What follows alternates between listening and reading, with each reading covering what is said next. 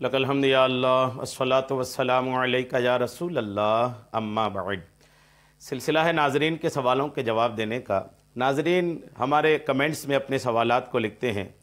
इन्होंने एक सवाल किए हैं दुरूद ओवैसिया के ताल्लुक़ से कि दुरूद ओवैसिया की फ़जीलत क्या है, इसकी अज़मत व शान क्या है, बरकतें फ़वाइद क्या हैं। एक हमारे नाजरीन में से इन्होंने सवाल किए हैं, मैं जवाब पेश करता हूँ दुरूद ओवैसिया के ताल्लुक़ से। दुरूद ओवैसिया याद रखिएगा कि इसको ओवैसिया इसलिए कहते हैं कि इसकी निस्बत हज़रत उवैस करनी रज़ी अल्लाह ताला अन्हु की तरफ है। और दुरूद ओवैसिया के फ़ज़ाइल में सबसे अहम फ़जीलत आक़ाई करीम अलैहिस्सलाम के दीदार की है। अगर कोई मुस्तफ़ा करीम अलैहिस्सलाम की सच्ची पक्की अक़ीदत रखता हो और दीदार का मुश्ताक हो तो ऐसे लोगों के लिए दुरूद ओवैसिया बहुत ज़बरदस्त दुरूद पाक है, इसका विर्द करनी चाहिए। क्या दुरूद पाक है ये, पहले मैं दुरूद पढ़ के सुना देता हूँ आपको दीगर नाजरीन के लिए। जिन्होंने सवाल किया है उनको तो पता ही होगा, दीगर नाजरीन के लिए मैं दुरूद ओवैसिया पढ़ के सुना देता हूँ ताकि उनके लिए आसानी भी हो और हो सके तो अपनी डायरियों में आप नोट भी कर लें। बिस्मिल्लाहिर्रहमानिर्रहीम। अल्लाहुम्मा सल्लि अला सय्यिदिना मुहम्मदिन व आलिहि व इतरतिहि बिअदद कुल्लि मालूमिन लक अस्तगफिरुल्लाह अल्लज़ी ला इलाहा इल्ला हु इल्ला हुवल हय्युल क़य्यूम व अतूबु इलैहि या हय्यु या क़य्यूम। ये दुरूद ओवैसिया है। इसके फ़ज़ाइल में कुछ किताबों में जो बातें लिखी है मैं आपको पेश करता हूँ। सीरतुन नबी बाद अज़ विसालुन नबी ये किताब है। इस किताब में लिखा है कि हज़रत हसन रसूल नुमा ओवैसी दहलवी क़ुद्दस सिर्रहु एक अकाबिरीन में से हैं। इनका नाम है हसन रसूल नुमा ओवैसी। रसूल नुमा मतलब रसूल को दिखाने वाले। ये इनको क्यों कहा जाता था कि जो भी ख्वाहिशमंद आते थे हुजूर के दीदार के तो आक़ा करीम अलैहिस्सलाम की ये दीदार करा देते थे, इसलिए ये रसूल नुमा से मशहूर हो गए।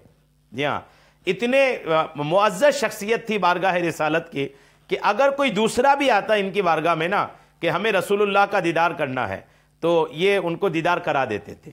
ये एक अल्हम्दुलिल्लाह अज़मत थी इनकी।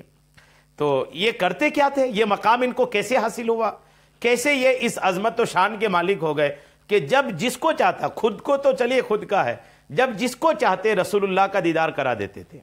क्या करते थे ये, जुमला औराद व वज़ाइफ के अलावा निहायत पाबंदी और तवज्जो के साथ एक ख़ास वक्त में रोज़ाना 1100 मरतबा ये दुरूद ओवैसिया पढ़ा करते थे।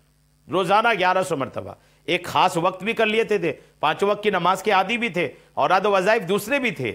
उसमें ये ख़ास करके दुरूद ओवैसिया जो है ये एक ख़ास वक्त मुकर्रर करके रोज़ाना 1100 मरतबा पढ़ा करते थे। और इसकी बरकत से आपके अंदर ये वस्फ़, ये खूबी, ये पावर पैदा हो गया था कि आपकी तरफ से इस दुरूद शरीफ को इसी अंदाज में पढ़ने की आम इजाज़त भी दी गई है कि ये ख़ास वस्फ़ पैदा हो गया था कि आप जिसको भी चाहते थे अल्हम्दुलिल्लाह वो आप आका करीम के दीदार करा देते थे। हकीम अजमल ख़ान रहमतुल्लाह अलैह का ख़ानदान आप ही की दुआओं से फला फूला। आप ओहदे आलमगीरी के अजीम तरीन बुज़ुर्गों में से थे। ये जो नाम मैंने आपको सुना हज़रत हसन रसूल नुमा ओवैसी दहलवी, ये सुल्तान औरंगज़ेब आलमगीर रहमतुल्लाह अलैह के ज़माने के अजीम तरीन बुज़ुर्गों में से हैं।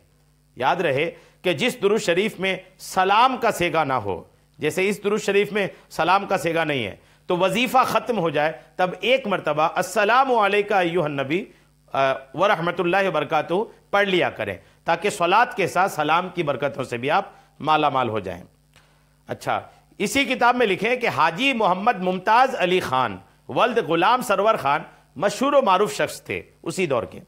मेरठ वतन और इटावा उनका मस्कन था और यही मदफन बना।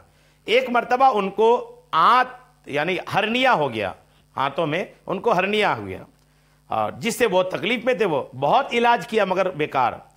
मियाँ बेदार शाह एक दरवेश रियासत भरतपुर में रहा करते थे।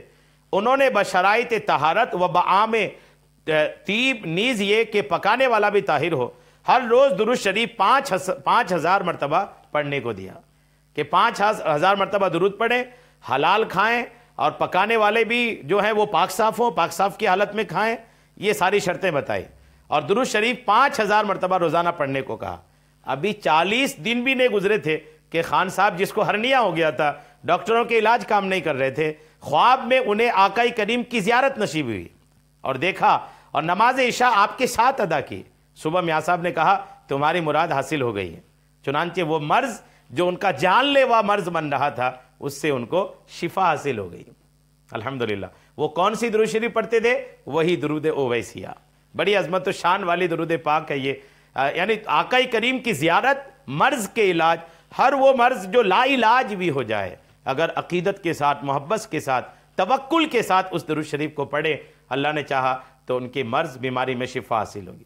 یہ درود اویسیہ کے فضائل تھے، ہم نے پیش کیا. اللہ کریم ہم سب کو درود اویسیہ کی خوب برکتیں عطا فرمائے. آمین بجاہ النبی الامین صلی اللہ تعالی علیہ وسلم.